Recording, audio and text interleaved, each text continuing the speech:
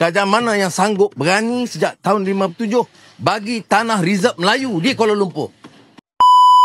Tapi kita ikut sekarang jalur perundangan yang lebih teliti. Kalau ada beberapa hal yang kita harus perbaiki, bimbang, takut syarikat Cina ambil alih semua hak kawasan Melayu. Saya tanya ni, sejak kita ambil alih kerajaan dengan penyertaan DAP, kawasan mana yang kita serah? Yang puluh tahun ni, kerajaan mana yang serah tanah Melayu kepada Cina? Kerajaan mana yang sanggup berani sejak tahun 57 bagi tanah reserve Melayu di Kuala Lumpur? Ya, kita yang bagi. Yang betul. Dan tidak ada bangkangan.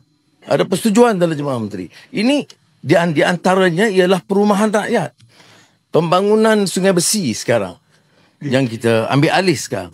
Selain daripada projek yang telah jalankan dalam fasa 1. Keutamaannya tentu untuk veteran. Veteran tentera udara. Mereka bertugas lumus puluhan tahun.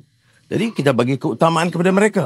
Ini yang dikendalikan oleh syarikat khas yang kita pantau melalui syarikat milik Petronas dan kerajaan.